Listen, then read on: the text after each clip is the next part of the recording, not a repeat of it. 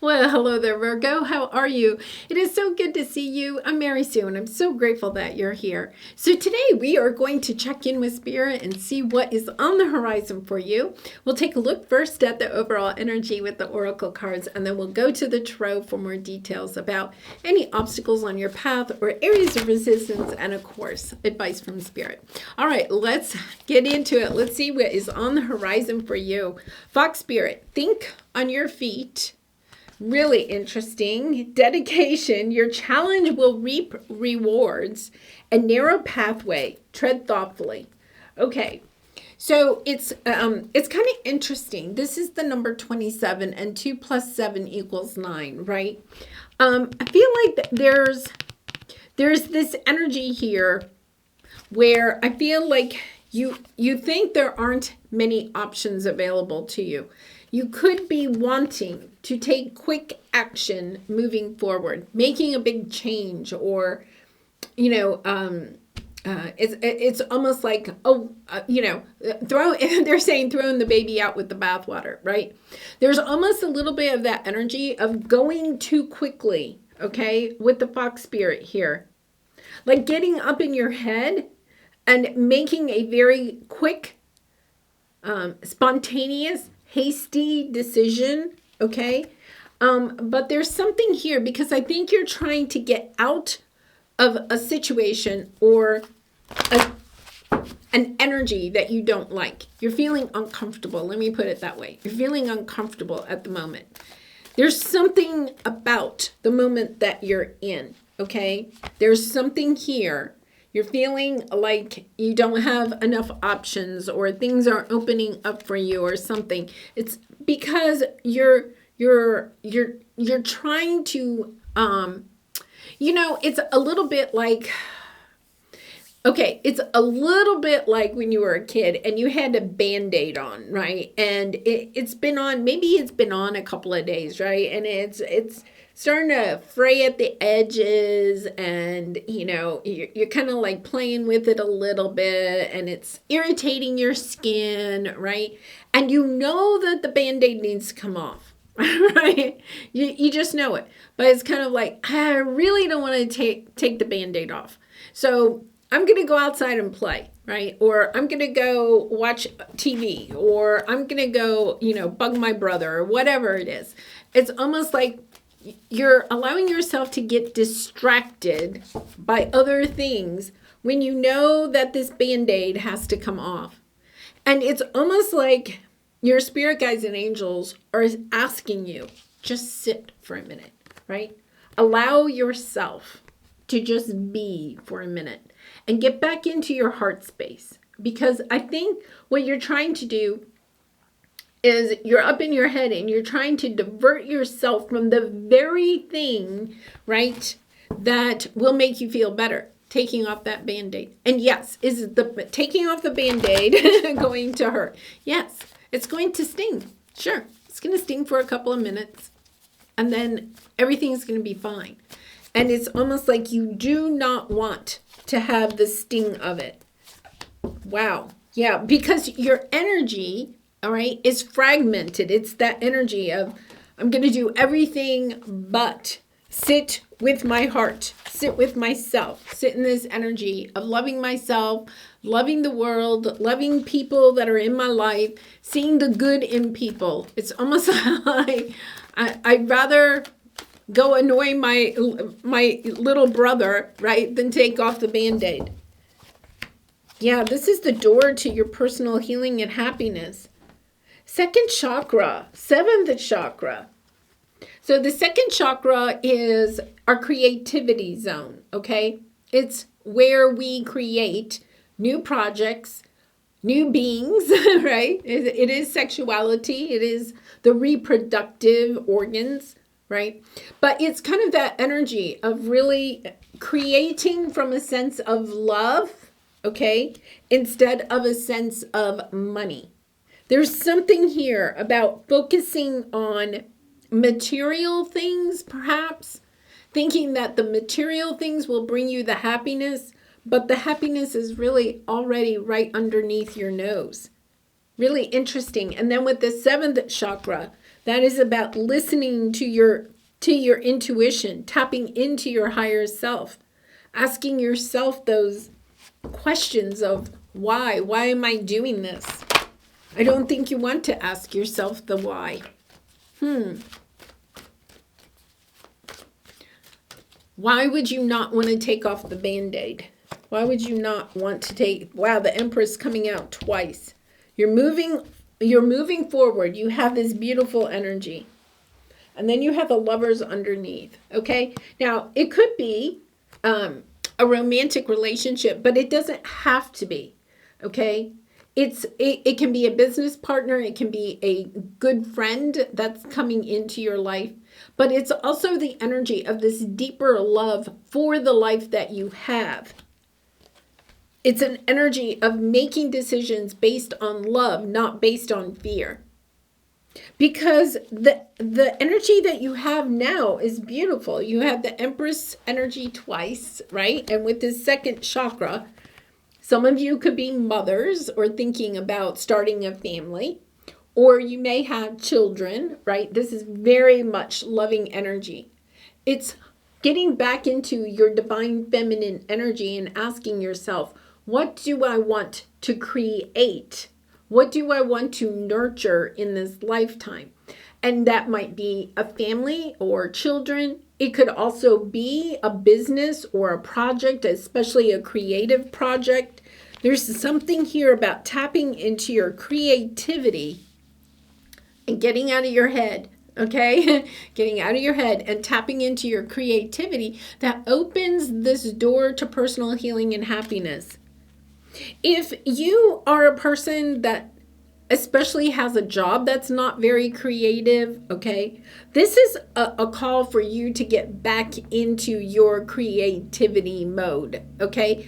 When we are creating, that's when we tap into our intuition and we can see our way forward, right? Instead of feeling like there's no options, when we allow ourselves to get lost in our own creative energy, then our intuition opens. So it could be, dancing or creating a very savory meal and really, sitting with it and savoring every bite. Painting or creating music or listening to music, right? Anything that would be very creative in that energy of being instead of doing. Divine feminine energy is being, allowing yourself to just relax, okay? Allowing yourself to not continue picking at that Band-Aid, right? That Band-Aid is bothering you, but it's kind of like you're having a hard time getting away from the negative things in your life. It's kind of like it's easier right now, perhaps, to allow yourself to do that than to quiet your mind. You do have the King and Queen of Pentacles here. So it's a business partner, but it can also be spouse energy. It's about doing the reliable thing. There's an energy here of, I have to do the reliable thing. I can't do the creative thing because that's not going to bring me the money that I need, right? Once again, it's kind of like, well, I don't have any choices. The pathway forward is very narrow for me because I have these responsibilities. But you're standing in that energy. It's fragmenting your energy. It's not allowing you to see there's something right here in front of you that you're not allowing yourself to take a look at. You have the door to romance and ascended masters. For those of you that either are wanting to bring in romance into your life, or if you're in a committed relationship, and it kind of isn't very romantic right now, right? This is the energy of really tapping back into why you love each other, right? And pumping up the romance. It's time to pump up the romance in your life, the pleasure and the play in your life. Whether you have someone in your life, right, that you can have romantic energy with, or it's just you getting into the energy of being romantic about life itself, your own life, finding pleasure and play in life itself. It'll help you to get back into your second chakra. It'll help you to get back into your creativity. I really encourage you, whatever it is that you enjoy creating, okay, poetry or writing music or singing music or playing music or dancing or whatever, painting, whatever it is, like spending at least 15-30 minutes a day doing that and allowing yourself not to do that while you're also multitasking and trying to do the responsible thing, right? It's kind of like allowing yourself to give yourself this gift. And when you're doing that, you're allowing yourself to really open your heart to seeing the way forward in a certain situation. It's almost like you get your courage. By doing that, you get your courage and your inspiration to pull off that Band-Aid, right? That the Band-Aid could represent a job you need to get rid of, a mindset or a belief, a paradigm that you have right now that no longer is serving you. That Band-Aid is not serving you anymore, right? It's allowing yourself to rip that off so that you can allow yourself to open this door to personal healing and happiness. You know, if you keep a Band-Aid on a wound, right, too long, right, the Band-Aid gets really gross, right? And it can infect the wound instead of help heal it. The other thing is that, you know, my mom was a nurse. I don't know if this is still the medical advice or not, but when we had like a small wound or something, she always we could wear the Band-Aid during the day, but we had to take the Band-Aid off, take her a bath, and then go to bed without a Band-Aid, right? She said that would help to heal it and get a scab going, right? It's kind of like, there is something here, there's a wound, but it does require you to allow yourself to take off the Band-Aid. Perhaps the Band-Aid is also an energy of seeing how you are focusing on money, okay, or material success, or feeling like your value is tied to what you own, okay, or don't own, right? This is the energy of understanding, no, I am this loving person. When you focus on being the Empress, when you focus on loving yourself and emitting a loving energy to everyone around you, it's almost like this door to personal healing and happiness opens for you. It helps to attract in the financial success and abundance that you are also wanting. Because now you're not focused just on that, right? Because focusing on that is really kind of fragmenting your energy. Attracting in, right? People, clients, situations that will bring you financial abundance because you are in a sense of loving energy. Loving yourself, loving the people around you, loving your creations, not being critical of them or thinking they have to be perfect. Yeah, because you do have dedication. Your challenges will reap rewards, right? You have this. This is totally transforming your idea of what achievement is. You know, you could feel like achievement is based on how other people perceive you. This is you understanding that achievement is how much you love yourself and love others, a sense of unconditional love, a sense of forgiveness, allowing yourself to let go of people or situations that may have helped you, may have hurt you, because actually they helped you. Those challenges helped you to finally reach this place where you really and truly do love yourself and love your creations. Really interesting energies coming out. We have a full moon in Taurus on the 15th. Pluto is finally moving into Aquarius on the 19th.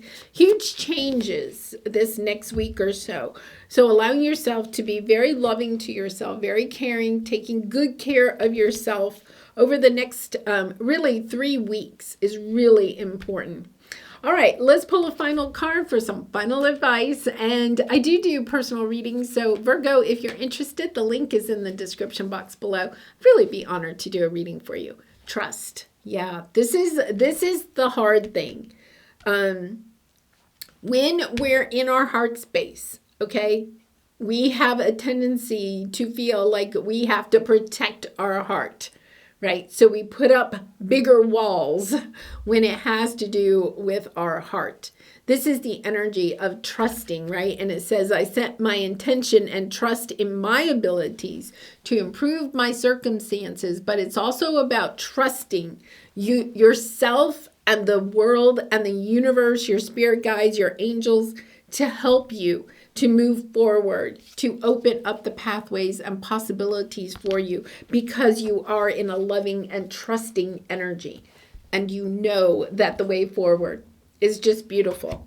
Wow, powerful energy there, Virgo. All right, I'm going to leave it there. Thank you so much for all of your support by liking, commenting, and subscribing. And I hope to see you again really soon. Bye for now.